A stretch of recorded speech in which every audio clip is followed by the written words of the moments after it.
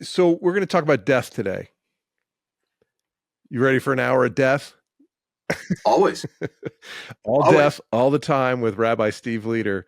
Because, not to be too cute about it, but that means we're going to spend an hour actually talking about life. That's absolutely right. Well, before we jump into your story, and I got a lot of questions about the role a rabbi plays around death, because I didn't really think, I grew up Catholic. I was an altar boy. I served funeral mass. Well, I served at funeral masses. And so I went to a lot of funerals with priests, but I didn't think so much about rabbis doing the same thing. But obviously that's what you do. You serve your congregation in times of joy and in sadness, right? But before we That's jump right. into all that, I have to ask you this. O.J. Yeah. Simpson died yesterday. If you were called to O.J.'s bedside, what would that conversation have gone like? I would have asked him if he was afraid.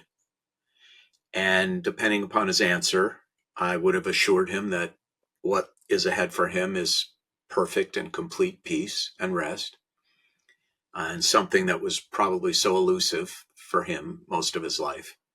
And I would mostly listen. When people are dying, their fears are almost never for themselves. They're for the other people around them that they care about. And they need to be reassured that those people are going to be okay. I mean, he would die like anyone else. This business of deathbed confessions and all of that's just not how it goes. No. People die in most cases exactly the way they live. So if a person lives in denial, or lives professing innocence, they die in denial, and they die professing innocence. Death doesn't give anyone, the living or the dying, a new personality. It doesn't. Some might argue my personality would be improved through. Well, yeah, but people have this fantasy that now that someone's dying, there's going to be a radical change in that person or in that family or in the relationship. And they're almost always profoundly disappointed. There's this old joke about the Jews, that the Jews are like everyone else, just more so. And right, you can say it about the French. You could say it about, there are a lot of ways to tell that joke. But originally, it was a joke by Heinrich Heine, a German Jewish poet, who said that about the Jews, that we're like everyone else, just more so. This has been my experience, which is vast, actually, with death and dying. It doesn't give anyone a new personality. It makes everyone more so. That's what people say about money too, that when you come into extreme wealth, that you just become more of who you are. Everything is amplified. I think that's right. Extremes tend to reveal the distillate, the essence of a human being, good and bad. Since we're talking about money, Warren Buffett's the one who said, right, when the tide goes out, you see who's been swimming naked. That's right? Yep. It's the same thing. You're more so. You were kind of doing kabuki and broke, and that's when things get worse. It's more so. So these life events, positive and negative, intensify us. They rarely profoundly alter us, and in most cases, that's really good news. I'm not trying to pick on OJ. I wanted to draw listeners in with the salacious, however. So now that they're captured by your wisdom and my humor, and our mutual our respective good looks, I should say. We have the same barber too. That's correct. Have you been in a situation where somebody expressed profound regret or fear of retribution on their deathbed? No. And I have never been in thousands of encounters. Never. Now, let me clarify that. I'm not telling you that they have no regrets, but I have never heard some kind of dramatic deathbed confessional or turnaround. Like, I'm so sorry I didn't this or didn't that. Because when a person is actively dying, in my experience, which is anecdotal but pretty vast, I have never had someone express fear for themselves. I have had people, in fact, usually people do die with some fear, but it's not about themselves. It's fear for the people they're leaving behind. Will they be okay? Will the kids be okay? Will he be okay without me? Will she be okay without me? Their fears are always about others, not themselves.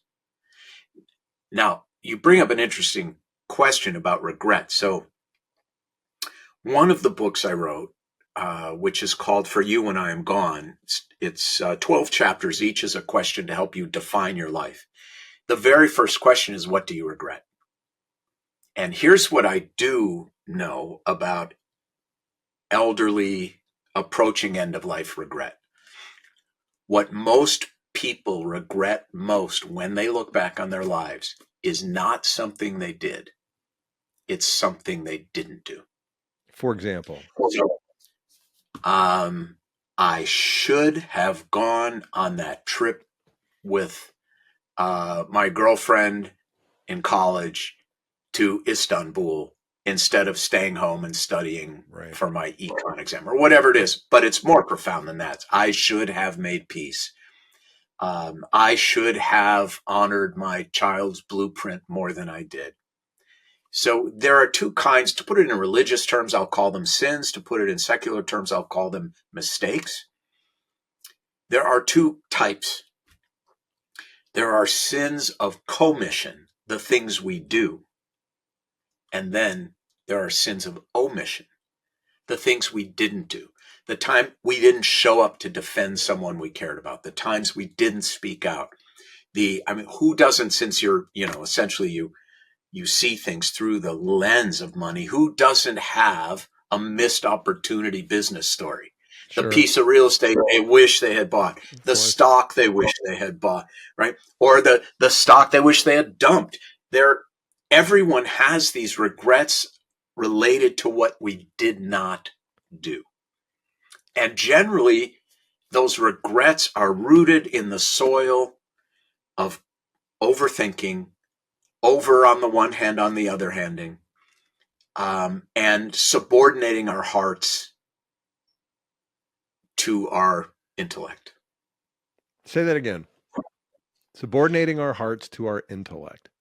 Yes. So let's ask you a question, one that's in that book. Mm-hmm. When was a time? Well, let's start with this. I know I'm turning the tables on the podcast. Please, we're having a conversation. Kai's talking. So what do you in your life regret the most? A couple of terrible things that I did, but then a bunch of minor stuff, like silly things I said to people. No, I'm talking about the most. The most. Your greatest regret in life. An act of commission. What'd you do? I'm not going to say. Okay. I hurt somebody I cared about. Okay. Was that the result of, was that act or decision made with your heart or your head? My body. Okay, I understand. I would say then that what I'm trying to get at in terms of regret is when we privilege other things above our hearts. Mm-hmm. That's when we tend to limit the sins and regrets of omission. Most sins and regrets of omission are because we talk ourselves out of something that our heart wants to do. Right. A profession, showing up at something, a love affair with someone, whatever it is. Standing up for a weak person that would cost you social status or something like that. Correct. And I'm not telling you that we don't need a heart-mind balance and that we shouldn't be subordinating a whim. We should. But when you really feel it and you ignore that destiny, it turns into a massive regret for most people. So when you're saying this on your deathbed, when people are expressing regret on their deathbed, What do you say to them? First of all, mostly they don't. I'm talking not about deathbed. This is, at an 80th birthday party, an 85th birthday party. But when people are actively dying, they're not expressing regret. But we They're all not. walk around with regret in our head constantly. Correct. We beat ourselves up every day about Correct. things big and small that Right. And it's the most unproductive emotion feeling you can have, probably. Yes and no. I mean, addicts have to hit bottom in order to start recovery. So it's not always a terrible thing. Sometimes the disruption of pain is the only thing that gets us to improve. Pain is the only teacher. Period. Success doesn't teach you very much. As Dennis Miller said, nobody goes to Jesus on prom night. Yeah. Yeah. I mean, pain is the great teacher, and death is the great validator of life. So I wouldn't say that it's always a bad thing. First of all, regret also demonstrates that you actually have a conscience, which is a positive thing. Good for you. I am glad that you feel badly about this, Paul, because it proves that you have a conscience and a soul, and that you're a fundamentally good person. And every human being is in one of three states of being.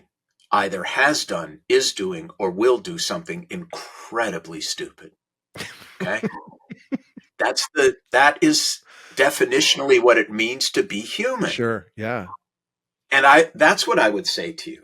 And the other thing, and this is very kind of inside baseball for rabbis and for clergy in general, I think, or at least for me and the way I approach these things, because we're not therapists.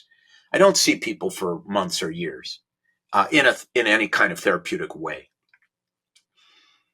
If you came to me and said, Steve, I did this terrible thing. It was stupid. I don't know why I did it, but it's ruining my family, my marriage. I don't know what to do. The first thing I would say to you, because I want to triage this and get you headed quickly in a better direction, the first thing I'm going to say to you is, you know something, Paul? I don't know about you, but personally, I've given up all hope for a better past.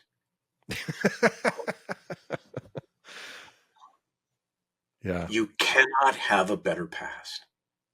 This now has to become about the future. And that immediately does so many important things, not the least of which is it turns you forward. It puts you face forward to the wind, chest forward to the wind. And it also indicates that you are not doomed to repeat the past, that you are capable of a different future, a better future. You are not shackled to yesterday's ways. By saying I've given up all hope of a better past, you are also simultaneously saying, but I have nothing but hope for a better future for you. And that's really important. That's called faith. There's this story, if I can get a little biblical on you for a second. It's in my nature. And you were an altar boy, so you probably know this anyway, but some of your listeners may not. There's this story in the Hebrew Bible about Sodom and Gomorrah, these wicked cities that Abraham tries to save, but God says, no, there aren't even 10 decent human beings in these cities. I'm going to destroy them. I'm going to rain fire down upon them. You and your family get out, and I'm going to destroy these wicked cities, and you must not look back. They leave, and Abraham's nephew, Lot, his wife, turns and looks back as Sodom and Gomorrah are being destroyed. And as the Bible puts it, she turns into a pillar of salt. Now, I have always understood this to mean that if we live our lives oriented to the destruction of our past, the misery of our past, we become bitter and paralyzed, like a pillar of salt. And while it is true that those who forget the past are doomed to repeat it, Santayana was right about that. But he left out the other half, the other shoe that should have dropped, which is, while those who forget the past are doomed to repeat it, it is also true that those who only remember the past are doomed to repeat it. If you cannot imagine or seek a different path, a different way, then you are shackled to the past. So while regret has positive benefits to encourage the person to change, rumination and obsession with our mistakes at a certain point becomes becomes unproductive and then counterproductive. Yeah. Correct. And you have to get help. You have to get help. I'm a big advocate for mental health. And, you know, there's this beautiful phrase. I won't walk you through the whole story, but there's a beautiful phrase, punchline to a story in the Talmud. And the punchline is, the prisoner cannot free himself. It's a very powerful idea. The prisoner cannot free himself. When we feel stuck, paralyzed, imprisoned, shackled, the path to freedom comes by reaching out. You have to reach out. You got to stick your hand through the bars and reach out for help. Because you're right, when you are not able to reorient yourself to the future, when you are not able to achieve any level of self-forgiveness, you need help. And help makes it all the difference. All the difference. I've been in this situation myself more than once, and I could not have gotten out of it without help. We were going to talk about death the whole time, but now we got to talk about a lot more. But I want to think about your time as a rabbi and a pie chart. How do you? What's the percentage breakdown of how you spend your time? Well, like most professions that you're devoted to, it's the 80-20. So I do 80% of what I don't like to do 20% of what I do like. And what are those things? Now, I consider them all important, right? Mm-hmm. You don't get to do the last 20%. You don't get to score the touchdown until you get it into the red zone, right? So I accept it as part of what it means to develop a craft and to be ambitious. You do a lot of things that aren't thrilling all the time. So the pie chart, here's the situation. The pie chart changes, it evolves. There are 4 major, now 5, I would say, major parts to my rabbinate. Mine is unusual. I have a very large multi-campus, multi-school, multi-service center kind of congregation. If Jews had a mega church, it would be Wilshire Boulevard Temple. You're the Joel Osteen of Judaism. Well, he has way better hair. But no, I don't sell out stadiums. But I'm saying it's a very large synagogue. Very. And full of influential people. Yes. And so my role encompasses 5 major components. I can do any 2 of the 5 really well at the same time, and the other 3 suffer. And that's just something I've had to make peace with. I often tell our staff, we can do anything, but we can't do everything. So we need to be strategic with our time and our resources.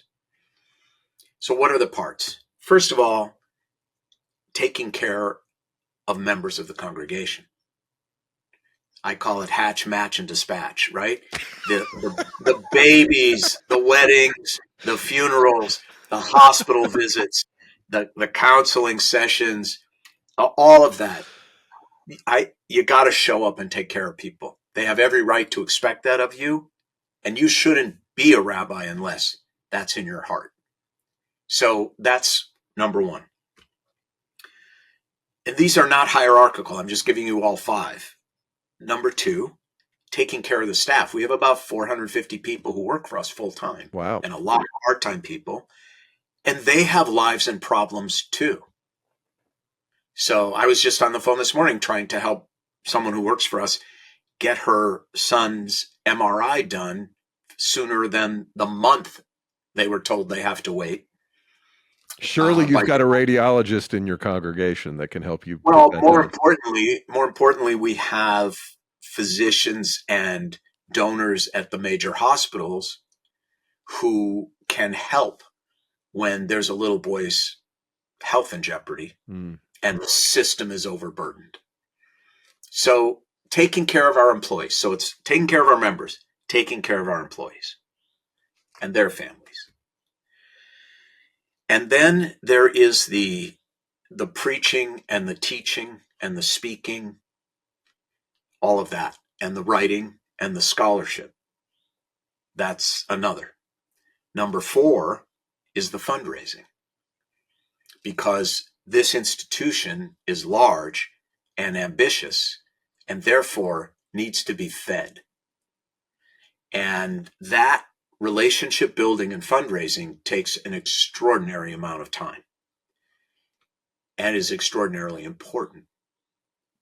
And then the 5th, which is fairly recent for me, let's go back, say, 10 years when my 3rd book came out, is the more prominent sort of national religious leader figure, however you want to put it, all of that. The books and the media segments, the talk shows, TV shows, news media, all of that stuff, and social media, where over the past 10 years, really, and even more so the past 5 years, I've spent more time and effort because I see it as a parallel lane that I can transition to as I dial things down at the congregation as I get older. So those are 5 things, any 2 of which I can do very, very well, and the others suffer. At times in my life, I have fundraised and taken care of temple members, and I haven't written a thing. I haven't given, I haven't written a major sermon. I haven't written a book. I haven't taught a class. I just can't. I don't have the bandwidth. There are times when I've written books and I've dialed down the fundraising. I took 3 months off. I didn't raise any money and I wrote a book. So you cannot do it all the time, but those are the components. So it's a little hard to answer the pie chart question unless you're asking me the pie chart question at a specific given moment. Then I could give you a snapshot. But my pie chart today is different than it was 2 years ago. So you mentioned the 80-20 rule, and I know from reading your book, The Beauty of What Remains, about the death of your father, which I do want to talk about, but I know from reading that book that the thing you don't love to do is raise money. So is that part of the 80 that allows you to do the 20? It's the 80 that allows everyone to do the 20. Yeah. Not just me. Well, what do you learn about people? Frankly, it gets in the way of the 20 I want to do, but it facilitates the 20 that the institution needs to fulfill its mission. What have you learned about people by asking them for money? Well, I have learned a number of things. First of all, there are really nice rich people and really, really asshole rich people. There are really nice upper middle class people and really asshole middle class people, upper middle class people. There are really nice working class and poor people and really asshole working class. And it has nothing to do with money. Okay? It has to do with other factors. People will indulge rich assholes more than others, but they're still assholes. Okay? So I've learned that people are people on a fundamental level. Now, but in terms of fundraising itself as a craft or an art, because it is much more art than science, fundamentally it's about relationships. People don't really give big sums of money to causes. They give to people they trust to deliver something good for them, the world, society, art, music, whatever it is. But they're really giving to you. which comes with a lot of responsibility and, frankly, a lot of gratitude. So people give to people. They don't really give to causes, generally. Number two, I have learned that if you want to raise money, ask for advice. Mm. If you want advice, ask for money. Right? That's funny. It's true. If the first time I meet you, I get my 20 minutes in your office and you're a billionaire, I say, hey, I'm rebuilding this temple here and the Jews need help and I'd like you to give $10 million. I'm going to get a lot of advice from you, Paul. You know who you should see, Rabbi? You should go see George down the street. That guy. I mean, I'm not saying I go hungry, but that guy, I mean, he really, you're going to get a lot of advice. That's great. On the other hand, if I say, Paul, you're one of the smartest people I know about money. I listen to your podcast. I remember your son's bar mitzvah. I remember what you said to him. I remember when you talked to him about the difference between self-worth and net worth. And so I'm really coming to you for advice. I'm not coming to you to ask for money. That day may come, Paul, but it's not today. Here's my problem. If this was your problem, how would you approach it? Now, two good things are going to happen. I'm going to learn a lot because these people are smart. And number two, you and I are going to start to develop a relationship where you feel valued because you are valued for something beyond your checkbook. Which is what everybody else values you for. Bingo. Right. And for me, it's important for my own dignity that I approach it this way because I don't want to be engaged in a bunch of kabuki to get rich people to write checks. I don't want to live that way. I'll go to the opera with you and I hate the opera. Okay. but I don't want to see people merely as targets. I don't want to objectify people. And I really have learned, I've stayed at this congregation my entire career, 38 years. Most rabbis have had 2, 3, 4, 5 congregations by now that I was ordained with. And the reason I have stayed is not for want of other opportunities. The reason I've stayed is because of the incredible community of people that I am immersed in. Amazing. So the kids you've hatched, you've now matched, some of which you have dispatched. You're seeing the full cycle here. Yes, I'm the exception to free agency in baseball. Right. Is there a transfer portal among the top Jewish congregations? There should be. Yeah. But I stay put. And I'm now officiating at weddings for children whose parents' weddings I officiated at. And it's beautiful. Yeah. It's a depth of meaning that is so powerful. And, it really means something when people say, Steve, you knew my parents, you knew my grandparents. Now here you are, at my son's bar mitzvah or bat mitzvah. It's meaningful. It's a real and human connection.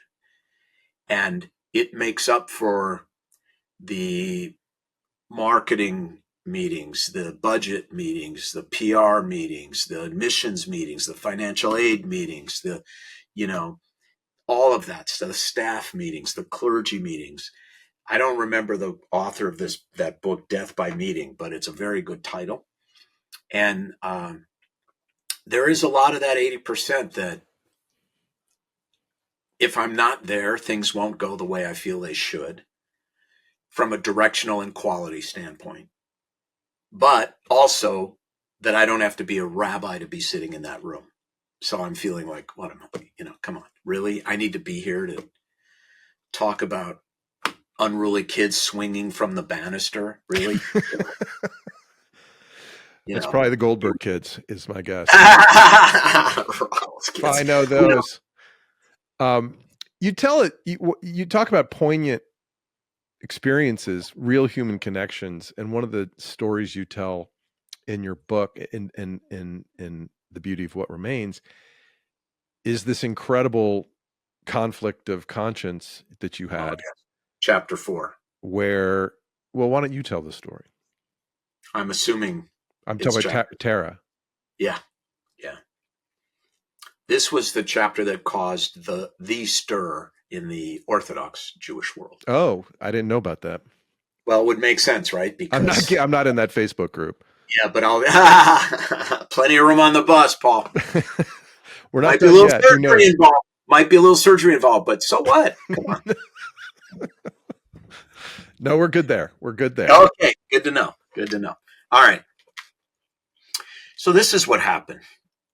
And I used the name Tara in the book for obvious reasons, so I'm going to use it here. So Tara was a woman, as we were just talking about, who I knew well for decades, and bar and bat mitzvah her kids, helped both her son and her that time husband, who later became ex-husband, through some extraordinarily difficult health challenges, mental health and physical health challenges. And, I really went the distance with this family. She ended up getting divorced, and she was a lawyer, a state attorney, and she had Lou Gehrig's disease, ALS. And she basically, we had this agreement that when she felt she couldn't go on, she would reach out to me. And so I'm driving home from the desert after a clergy 3-day retreat, where frankly, I would have rather stuck needles in my eyes than been at a 3-day clergy retreat. But so I'm coming home, I'm in traffic, I'm tired, the phone rings. And it's her second husband calling me. He says, Rabbi, Tara needs to see you right away. Please come. And I said, I'm driving home from the desert. I'm going to come right to you. I'll be there in an hour and 15 minutes. I walk in the door, and most people's lives at the end are reduced to the square footage of a rented hospital bed.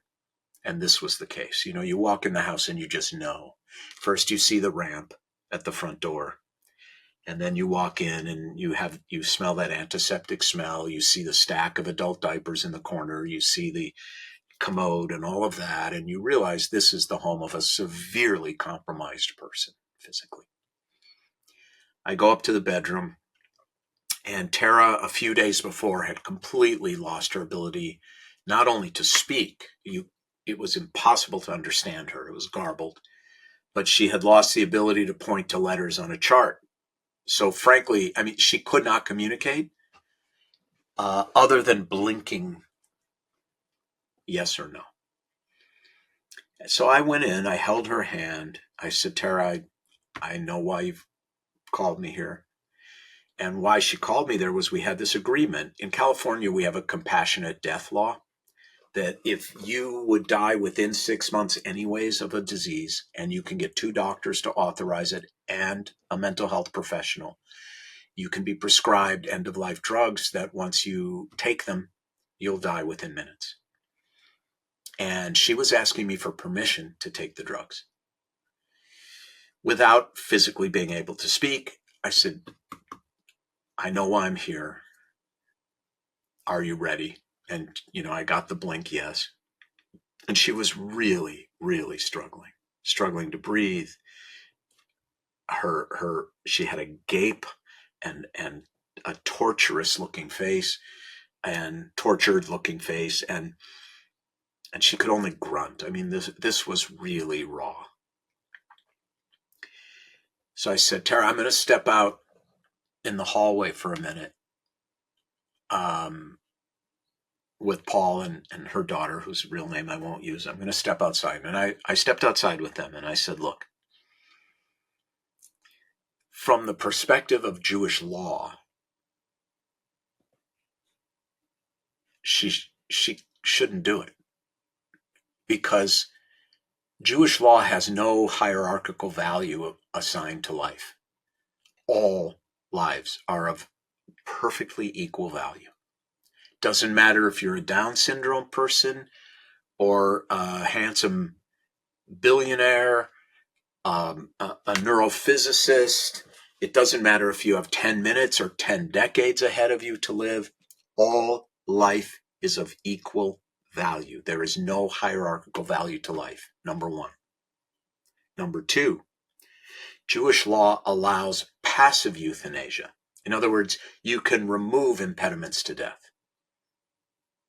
Like pulling the plug. You could do that. Pulling the plug, stopping a medication, that kind of thing. But what you cannot do is active euthanasia. You can't just pump up the morphine to the point of death. It's not allowed. Why? Because that would be second guessing or creating a hierarchy of value in terms of human life. And that comes from scripture? Is that it? Well, yes and no. So now we get into something a little complex, but the path of Jewish law begins in scripture, begins in the Hebrew Bible, but it then moves into a period of history we call the rabbinic period, where over about 6 or 7 centuries, schools of great rabbis debated various aspects of life and law and kind of established the normative legal system that has governed Judaism for the past 2,000 years. Now, this idea of hastening death unnaturally, forcing God's hand, or say forcing nature's hand, is to imply this person's life is no longer of value. So it's forbidden. And I explained this to them. And then I said to them, but I do not understand why we would not treat a person with the same dignity and compassion with which we treat a dog. So it is contrary to Jewish law, but I am going to go in there and tell Tara, it's okay. Take the pills. And that's what I did. So Rabbi Leder and Steve Leder diverged. And the way I say it in the book is about 2 hours later, my phone rings. I'm at home then. And it's Paul, her husband. And he says, Rabbi, Tara's gone. Thank you. Thank you so much. And as I put it in the book, he thought he was calling Rabbi Leder, but it was Steve Leder who picked up the phone. In other words, I made the conscious decision to privilege my humanity above even my role and my faith and my tradition. And this is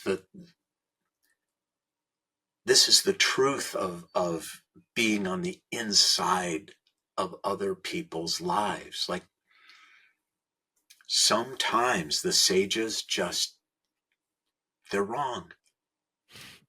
Just as in some ways the Bible, in my opinion, is wrong.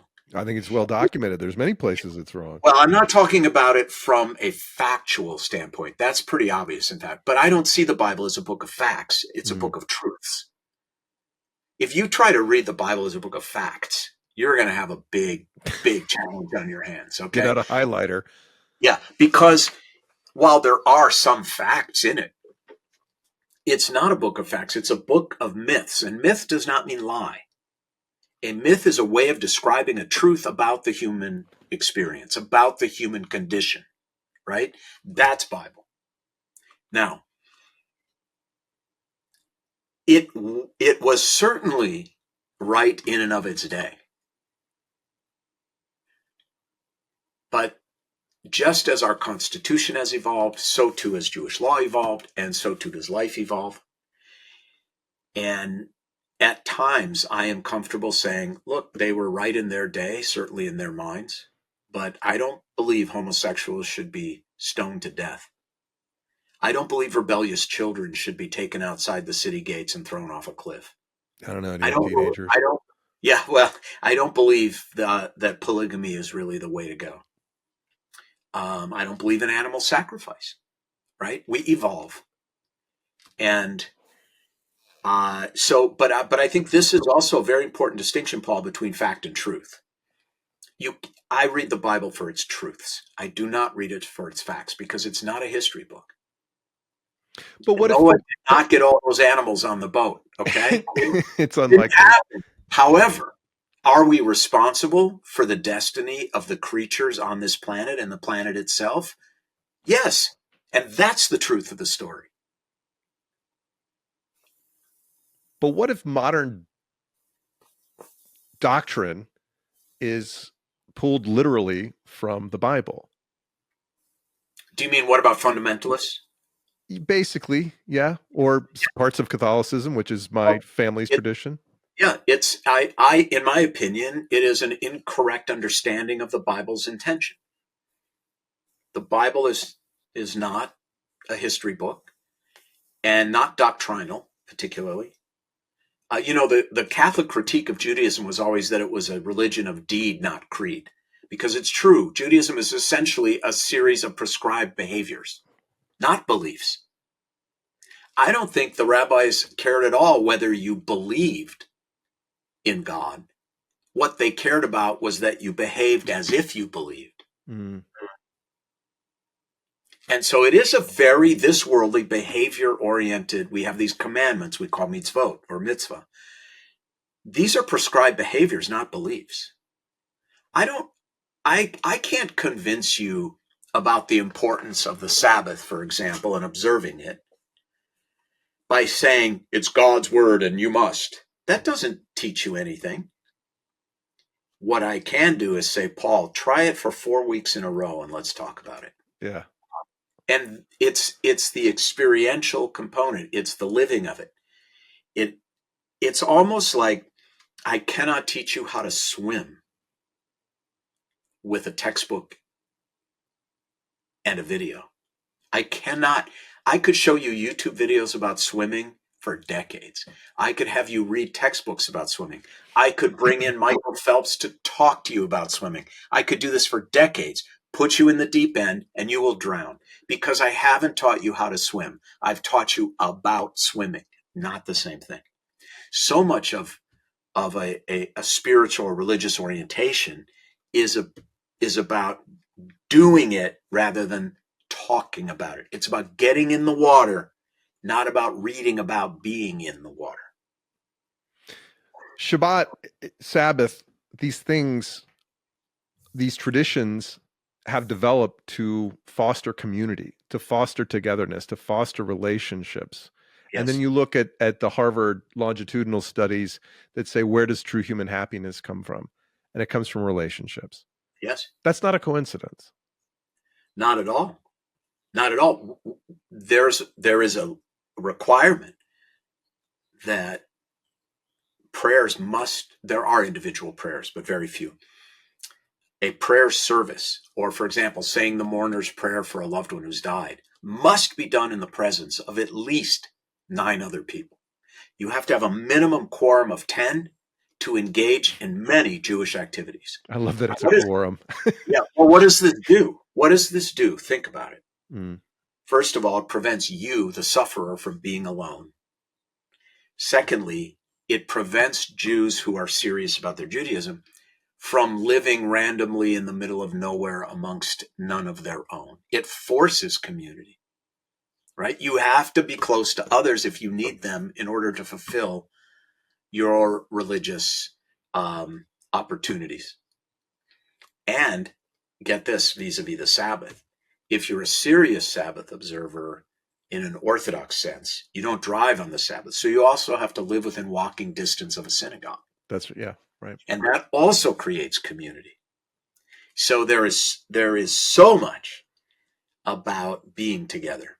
It's and it is an antidote to modernity. And it is an antidote. Look, we already talked about the prisoner cannot free himself.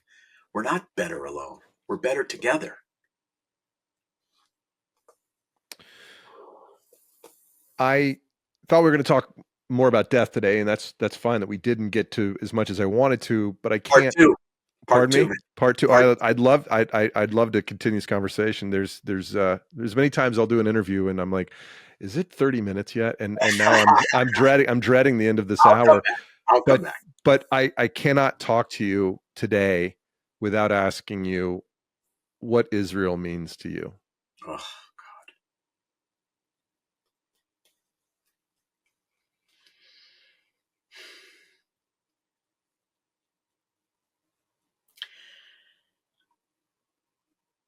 Israel to me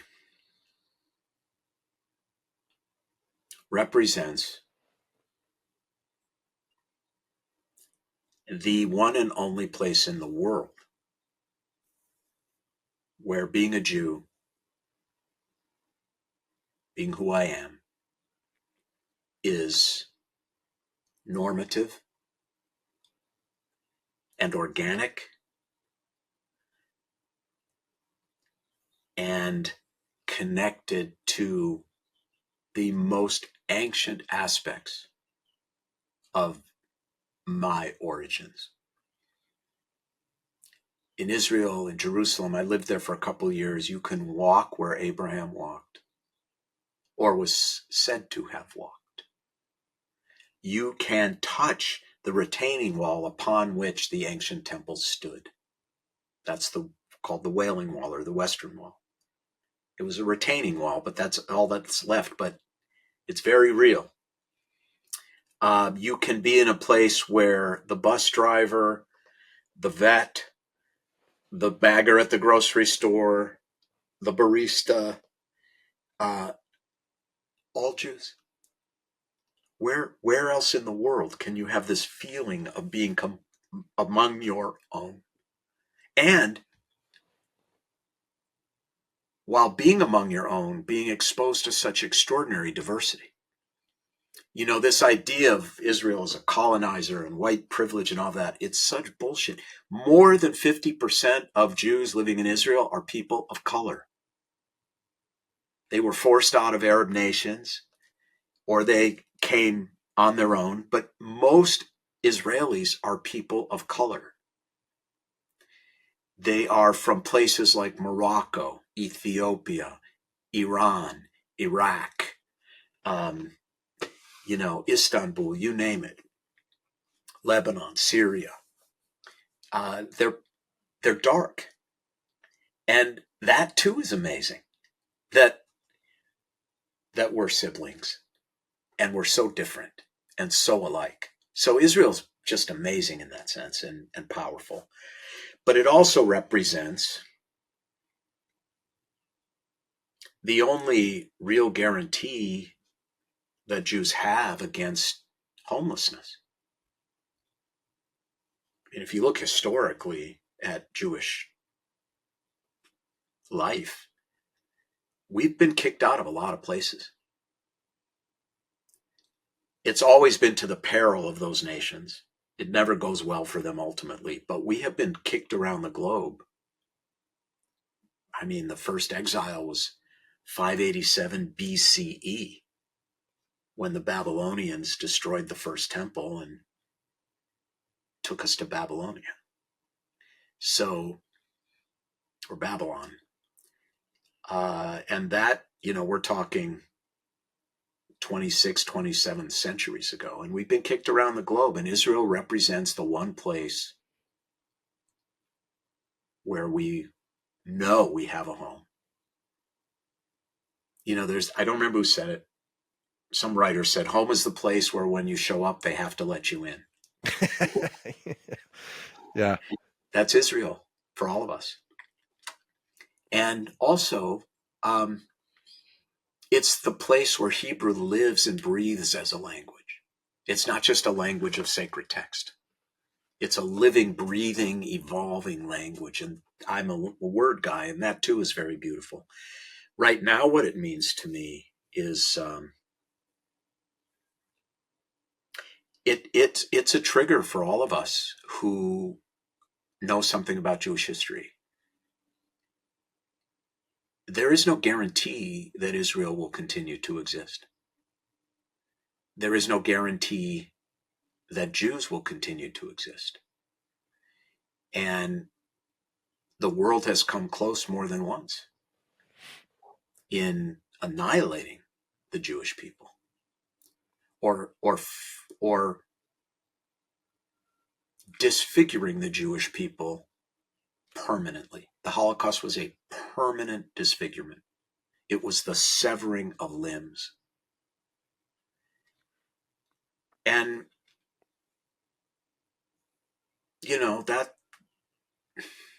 that's Israel. They live in that shadow. And there is this feeling in me, I can only speak for myself on this. You asked me what it means to me. There is this feeling in me that if Israel isn't safe, neither am I. Mm. And Israel, like every other nation, makes mistakes, has problems. But that should never fundamentally threaten its right to exist.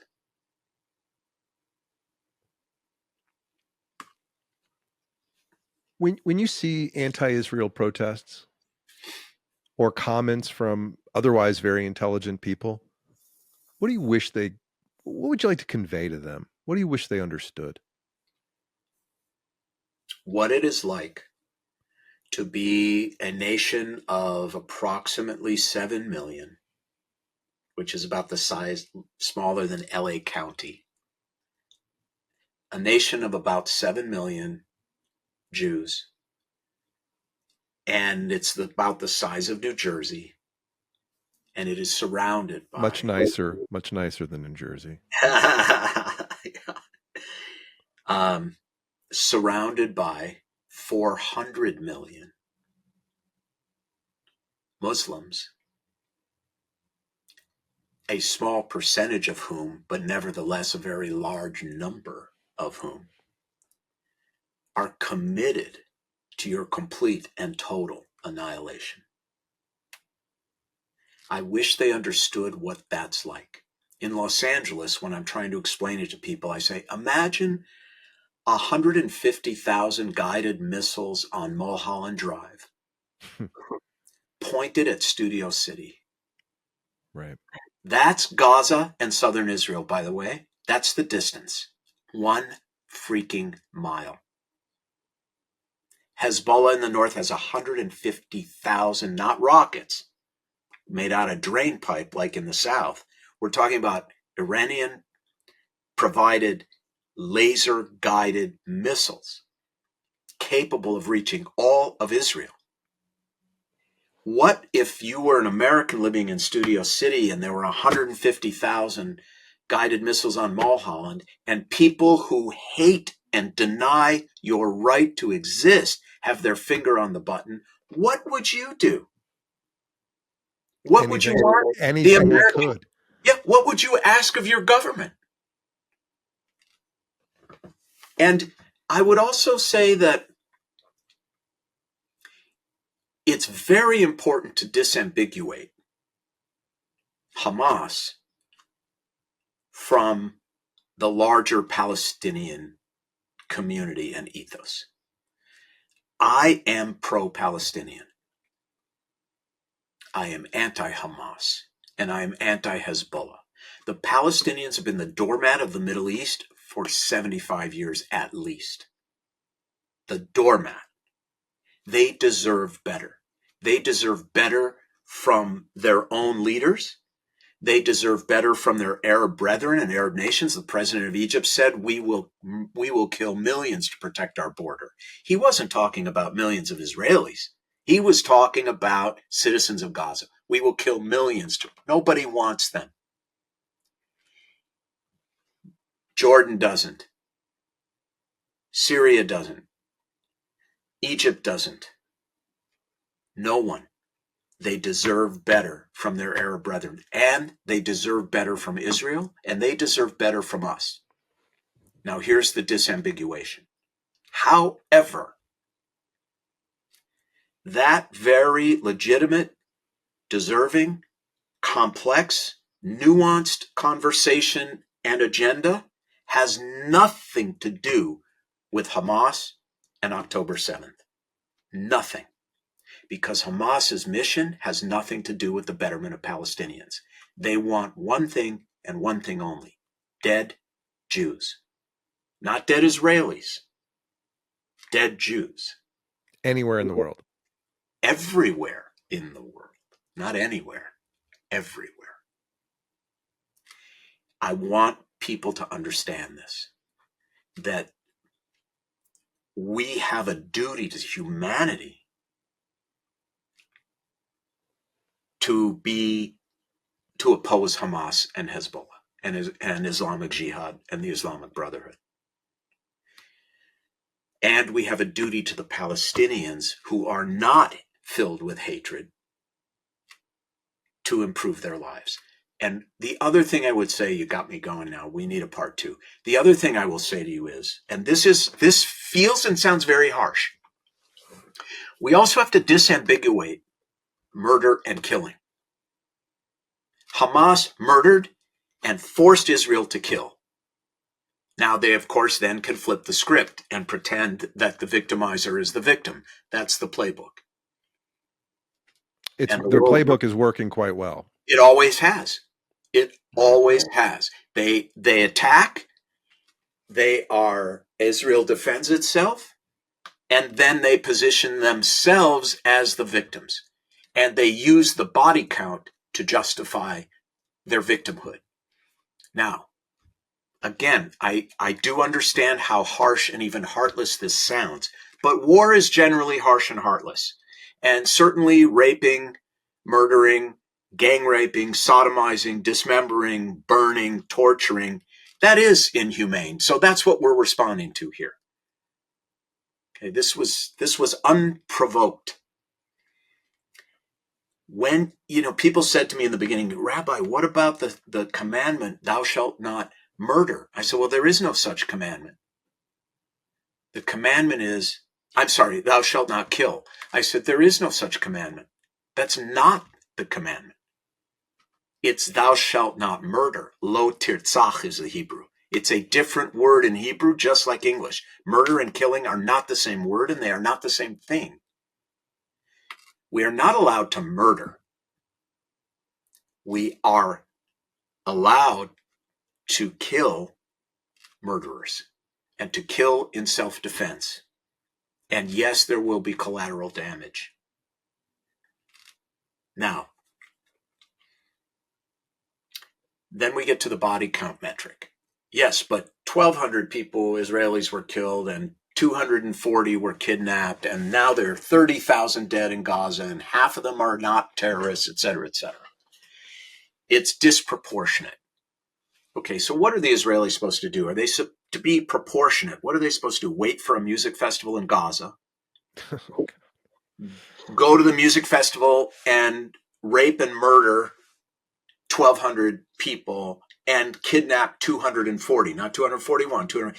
Is that the proportionate response? Is that what you're hoping for? In World War II, about 500,000 French and 600,000 Brits died in World War II, fighting the Nazis. Somewhere between 6.5 and 8.5 Germans died. Not all of them Nazis, by the way, but many of them. Does the fact that more than 10 times as many Germans died than Brits, does that make the Germans the victims? Does that make the Nazis the good guys? No. No. Body count is not the metric by which we determine good and evil, right and wrong, victim and victimizer. The United States dropped 2 atomic bombs on Hiroshima and Nagasaki. No warning, no leaflets, no text messages. Does that mean we the United States, after Pearl Harbor, we were the victimizers? Really? When we're trying to end this war and ultimately save lives? So I'm not an apologist for Israel. Israel makes mistakes. By the way, it's perfectly fine to criticize Israel. You should read the Israeli papers. Just read one newspaper in Israel. I have no problem with criticizing Israel. I do have a problem confusing victim and victimizer. I have a problem confusing good and evil. And I have a problem confusing who is to blame. When you pray for the Middle East, what do you pray for? For peace. Now, let's talk about peace. Peace does not mean the absence of conflict. Peace at its highest value is not the absence of conflict. The highest value, the highest order of magnitude of peace is an environment in which disagreements can be addressed civilly. That's peace. Peace is not the absence of conflict. It's an environment where conflict is resolved peacefully or even accepted as irreconcilable. So that's the peace I hope for, a peace in the Middle East and in Israel, not without disagreement, but without death and violence as an expression of that disagreement. And here's why I'm optimistic. We have multiple examples that prove that neighbors can coexist in peace in the Middle East. The peace treaty with Egypt has held. The peace treaty with Jordan has held. UAE held. Sudan held. Bahrain held. You can make peace with Israel, and Israel can make peace with you. And hopefully soon that will happen with Saudi Arabia, which is why Iran really via Hamas, broke the ceasefire on October 7th, because they don't want peace. Peace with Saudi Arabia, that is an extraordinarily profound move in the right direction. Who could have imagined that 15 years ago? Well, we had it with Egypt more than 15 years ago. And the big question with the first peace treaty, which was Sadat and Begin, Israel and Egypt, was A, would it survive Sadat's death? And B, would it survive a major Israeli war with some other Arab nation? And the answer was yes and yes. But you see the price Sadat paid for making peace with Israel. Well, this is the problem, frankly, this was the problem with Yasser Arafat. You ask Bill Clinton. We'll see if we can get him on your podcast. Let's do it. Bill Clinton will tell you, I had a deal for the Palestinians, 98% of the West Bank, total autonomy. And Yasser Arafat wouldn't do it. He blinked at the last minute. Did he blink because he was worried about being assassinated? Maybe. Did he blink because it was contrary to the identity he had formed for himself? Or did he blink because they don't want peace? Well, exactly. We don't know. But we know that it takes two to make a deal. And there was no one there to make what would have been a great deal. Now, I will also say this. Let's talk about this two-state solution. There has been a two-state solution in place since 2003, when the Israelis handed the keys to Gaza to the Palestinian people and completely walked away. There hasn't been a Jew living in Gaza since 2003 unless that Jew has been held hostage.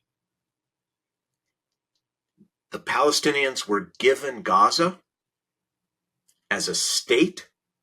They were given complete and total control and autonomy. They could have used all that foreign aid and help from Israel to turn Gaza into the Singapore of the Middle East. About the same size and about the same population, beautiful seacoast. There could have been beautiful resorts, solar farms, world-class universities and hospitals, and who knows what else. Hamas didn't want Singapore. They want dead Jews.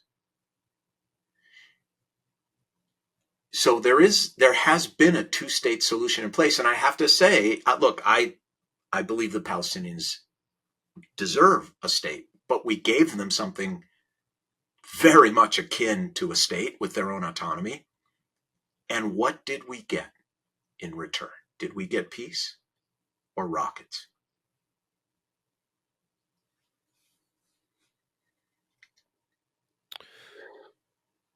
Well, let's hope your prayers for peace are answered. I'm optimistic. I really am. Look, there will always be a component of people. Anti-Semitism is the oldest of stories. Jew hatred is the oldest of stories. But I do see very positive movement toward peace with reasonable parties in the Middle East, which hopefully will further marginalize the radicals. And further marginalized, they may be a little easier to manage. Well, this has been a really interesting conversation. Your book was quite enjoyable, and we'll talk about that the next time more deeply. For all the listeners, the book that I just listened to, actually, in your wonderful voice, "The Beauty of What Remains," is all about the way Steve dealt with the death of his father, and also weaving in a lot of thoughts about the way Jews handle death and build community around death, and others, right? How Hindus do it, and the ancients did it, and Christians do. I mean, it's a field guide, really, and a memoir. So for anybody going through the death of a loved one, grief of your own, or your own impending death, I highly recommend looking through Steve's work. Is at steveleder.com. Do I have that right, Steve? You do, but I really, the only social media I really engage with is Instagram, and that's at Steve_Leder, Leder. Leder. Yeah. Right. Hey, thanks so much for your time. Best of luck with everything in your congregation. I look forward to talking to you again soon. Thank you. Have a great weekend, Paul. Thank you very much. Bye-bye.